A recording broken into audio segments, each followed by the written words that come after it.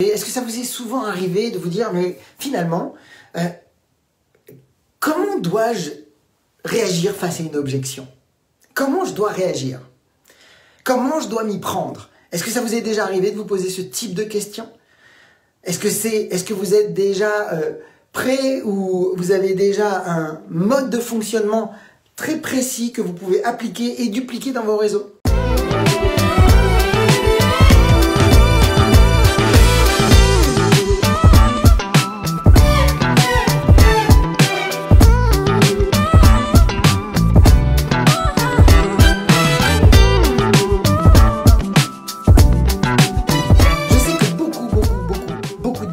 Malheureusement, je vous avouerai honnêtement, et si vous regardez vraiment de très près, vous vous rendrez compte que beaucoup de distributeurs en fait ont tendance à avoir très peur des objections.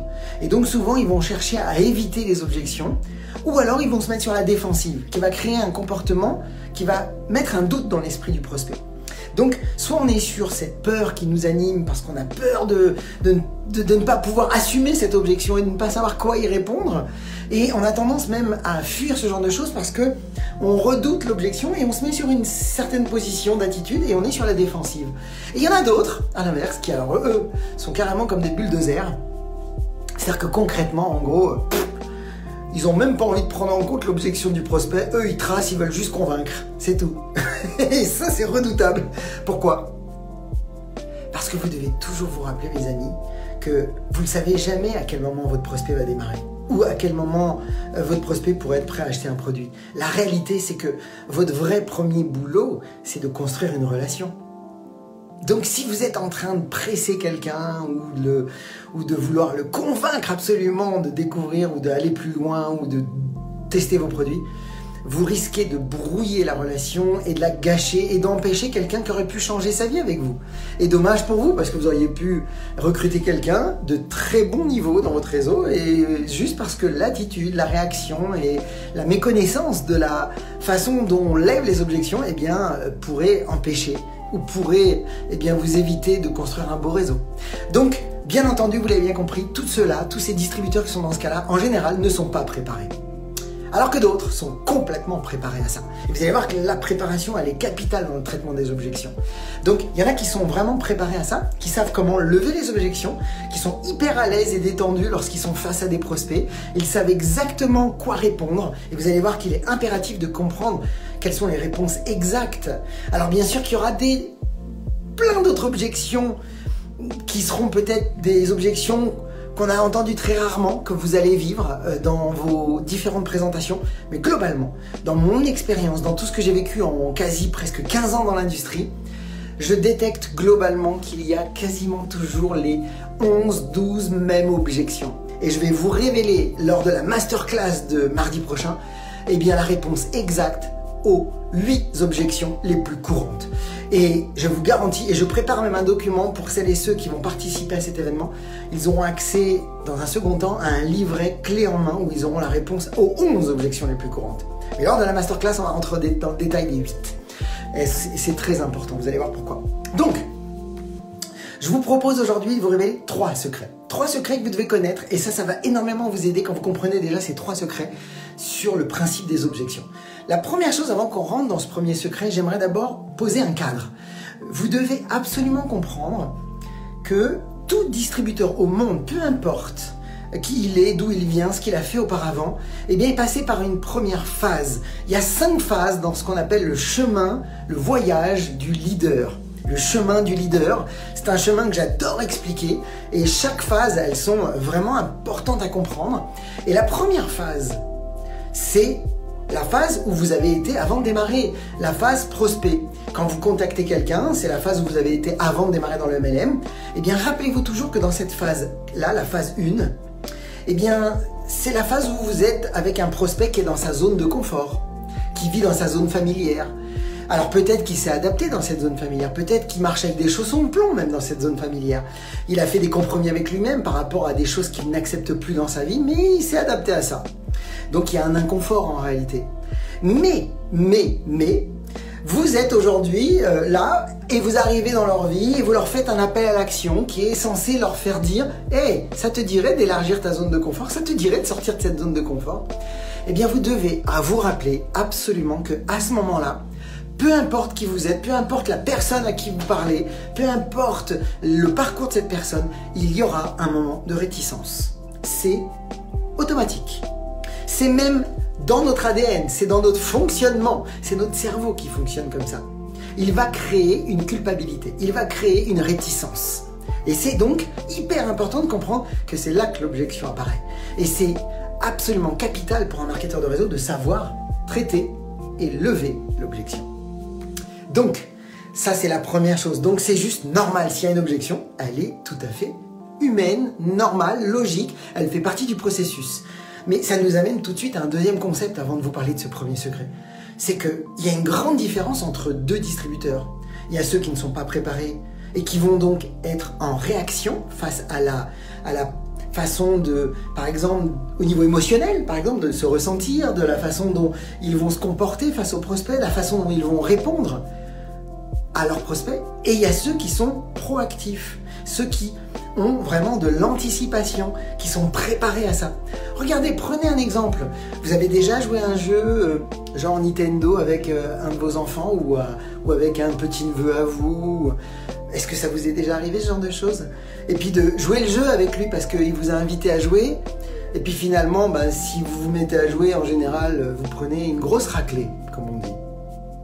Pourquoi? Parce qu'il est préparé, lui. Il connaît le chemin. Il connaît le principe, il connaît le parcours, il connaît les règles du jeu. Alors que vous ne les connaissez pas. Et donc, vous allez droit dans le mur. Lui, il avance. Pourquoi? Parce qu'il est juste préparé. Il a juste anticipé, il connaît le chemin. Et donc, évidemment que si on veut véritablement réussir dans le MLM, et en particulier sur la partie du traitement des objections, c'est capital d'être préparé et d'anticiper. Alors, premier secret, mes amis, que je vous partage aujourd'hui. Qu'est-ce qu'une objection? Je vous propose de mettre là dans les commentaires, qu'est-ce que pour vous est une objection? Qu'est-ce que ça signifie? C'est quoi pour vous d'après vous? Alors, je vous partage cette vérité que vous devez absolument comprendre. En fait, une objection, c'est soit une question, soit une préoccupation. En fait, votre prospect, si c'est une question, a besoin juste d'un complément d'information ou a juste besoin de clarifier quelque chose qu'il n'a pas encore suffisamment bien compris. Ça sera juste une question. Ou alors, c'est une préoccupation. Et je peux vous garantir, et ça c'est très important, c'est que un prospect dira rarement oui si vous ne vous répondez pas de manière satisfaisante à ses préoccupations ou à son objection. Donc ça présuppose quoi? Rappelez-vous de cette métaphore, et j'adore l'expliquer, cette métaphore, c'est qu'on ne peut rien rajouter dans un sac plein. Votre prospect arrive avec un bagage, il arrive avec des peurs, des angoisses, des doutes, des réalités de sa vie. Donc il arrive avec un sac plein lors de votre premier rendez-vous ou lors de vos rendez-vous de suivi. Vous devez absolument l'aider à vider le sac. Parce qu'on ne peut rien rentrer dans un sac plein. Donc traiter des objections, c'est magique, c'est laisser de la place à quelque chose de nouveau. C'est ça qui est beau. Donc, soit vous répondez à la question tranquillement, de manière détendue, soit vous traitez cette préoccupation et vous la prenez en considération. Parce que comme je vous le dis, si vous ne prenez pas en considération et si vous ne répondez pas de manière satisfaisante à son objection, rarement ils vous diront oui. Rarement, voire même jamais. Donc c'est très important de comprendre que c'est capital maintenant de vous dire « Ok, je dois savoir comment gérer ce genre de choses. » Et ça, vous devez absolument connaître les réponses exactes à ces objections, mais vous devez surtout, et c'est là toute la différence, comprendre la stratégie des 5 étapes que l'on met en place pour traiter toutes les objections. Il y a une réponse spécifique à chaque objection, mais il y a un processus qui est universel, que vous pouvez appliquer, peu importe l'objection. Et je vous garantis que quand vous respectez ces 5 étapes que je vais enseigner lors de la masterclass, eh bien tout devient facile. Et votre prospect se sent considéré, respecté, et donc beaucoup plus enclin à avancer avec vous. Et même si vous n'avez pas des fois la bonne réponse, mais vous avez respecté le processus qui permet à votre prospect de se sentir à l'aise avec vous. Donc c'est hyper important de comprendre que c'est soit une question, soit une préoccupation. Et donc il faut le gérer. Deuxième secret, mes amis, c'est que évidemment que dans ces fameuses préoccupations, Eh bien, il y a les vraies objections et il y a les fausses objections. Écoutez bien ça.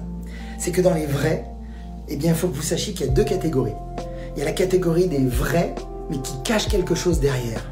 C'est-à-dire qu'il y a de vraies objections, mais en réalité, il y a une sous-objection derrière qui se cache. C'est-à-dire que, par exemple, certains vont vous dire « Non, je n'ai pas le temps de faire ce business », alors qu'en réalité, derrière se cache l'idée que c'est leur mari qui ne veut absolument pas qu'elle fasse ce genre d'activité. Et donc, d'où les 5 points qu'on va voir lors de la masterclass qui vont vous aider à aller creuser et à aller découvrir à l'intérieur de cette peur qui se cache ou de cette gêne qui se cache chez votre prospect, qui pourrait l'amener peut-être à se libérer et à continuer le chemin avec vous et à peut-être même démarrer dans votre compagnie. Donc, garde à l'idée qu'il y a des vraies objections, mais qui en fait cachent une autre objection qui n'est pas celle que vous allez avoir en surface. La deuxième chose, et c'est pourquoi vous devez absolument procéder stratégiquement. Et c'est très facile, tout le monde peut le faire. C'est universel ce qu'on partage avec les 5 points. La deuxième chose, dans les vraies objections, il y a les objections où effectivement, c'est une vraie objection. Sauf qu'ils n'ont pas envie de vous dire non, ils veulent éviter de vous dire non. Et pour éviter de vous dire non, parce que l'être humain a horreur, et c'est une des choses les plus difficiles pour lui, de vous dire non, eh bien, il va plutôt vous trouver un moyen de vous dire non, mais d'une manière détournée, en vous disant j'ai pas le temps, ça m'intéresse pas. Et qu'est-ce que vont faire beaucoup de distributeurs? Eh bien, ils vont même pas se soucier de ça. Ils n'ont pas pris en compte que c'était une vraie objection et vont vouloir convaincre. Et rappelez-vous que convaincre, vous savez ce que ça envoie comme message? Convaincre égale désespérer. Aux yeux de votre prospect, il se dit franchement, hé gars, tranquille, détends-toi. Ou détendez-vous, c'est pas grave, hein. Donc vous savez quoi? Vous devez prendre de la hauteur. Je vais vous donner une astuce que j'enseigne à tous nos membres. Si vous observez que dans votre prospect, quand vous discutez avec lui du métier et que vous sentez qu'il commence à se déconnecter, que vous voyez dans ses mots, dans son attitude, dans sa gestuelle, quand vous voyez par exemple quelqu'un qui se recule, quelqu'un qui commence à fermer à croiser les bras, c'est un indicateur pour vous. Eh bien, vous savez ce que vous devriez faire dans ce cas-là? Et là, je vous laisse cette astuce que vous devriez appliquer dès maintenant.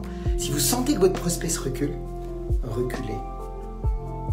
S'il recule, reculez. Pourquoi? Parce que vous allez commencer à lui envoyer le doute que, hop, est-ce que je ne serais pas en train de rater quelque chose?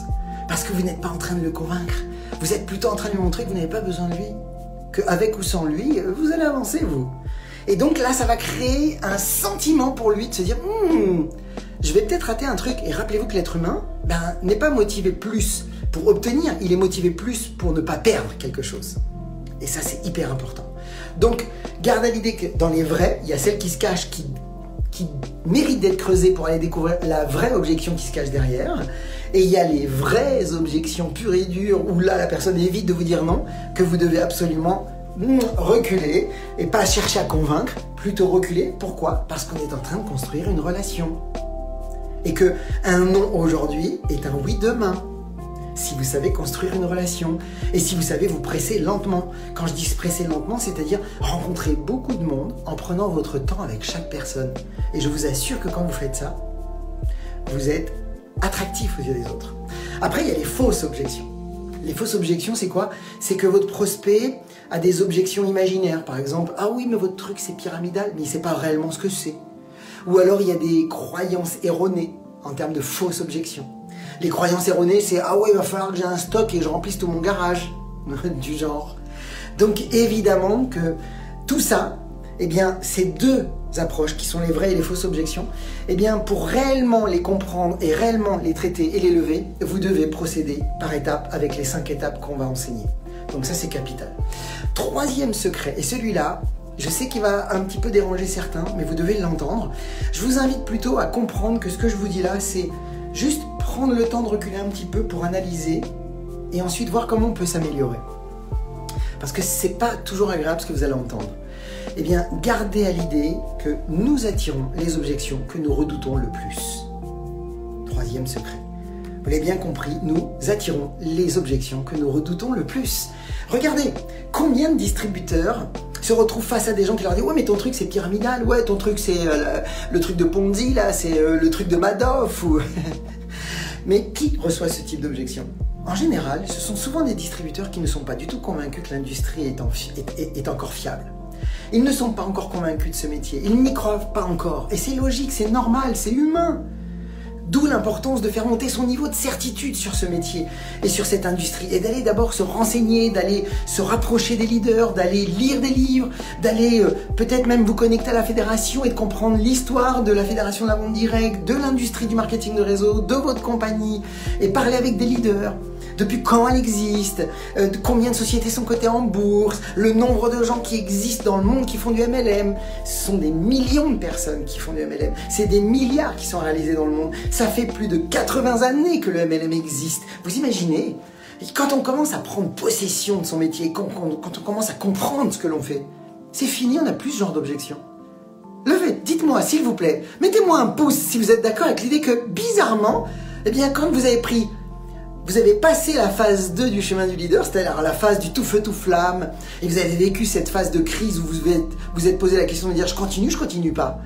Elle est importante cette phase 2. La phase 1, c'est j'étais dans ma zone familière, on m'a invité à rentrer dans le marketing de réseau, et j'ai douté, j'ai eu une interrogation, j'ai eu une culpabilité, où j'ai eu effectivement peut-être besoin de régler certaines choses. J'ai eu une friction là avant de rentrer. Je suis rentré, je suis tout feu tout flamme. Et puis, bizarrement, j'ai les voleurs de rêve qui me font douter. Puis en même temps, j'ai ma marraine ou mon parrain ou tous les leaders ou toutes les personnes qui m'entourent qui me donnent de l'espoir, de l'énergie.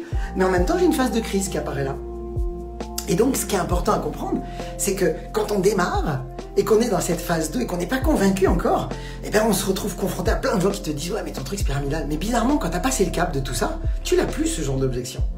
Donc, vous allez voir qu'il existe 3 objections, 3 spécifiques, eh bien, qui, à elles toutes seules, vous allez voir, elles peuvent être complètement libérées juste par votre posture. Juste par votre posture. C'est votre posture qui va influencer les autres. Gardez à l'idée que quand on redoute une objection, en réalité, votre prospect va le lire dans votre façon d'agir, dans votre façon de parler, dans votre gestuelle. Donc, la posture, l'attitude va déterminer clairement, en fait, ce que vous allez recevoir comme objection. Donc, il est hyper important. Regardez, si vous êtes, par exemple, je donne un exemple tout bête, mais si vous avez le sentiment que vos produits sont onéreux dans votre compagnie, je suis sûr que vous recevez régulièrement les objections autour de l'argent. Et en vous disant, ouais, c'est trop cher, ou j'ai pas d'argent. Mais pourquoi? Parce que vous y croyez.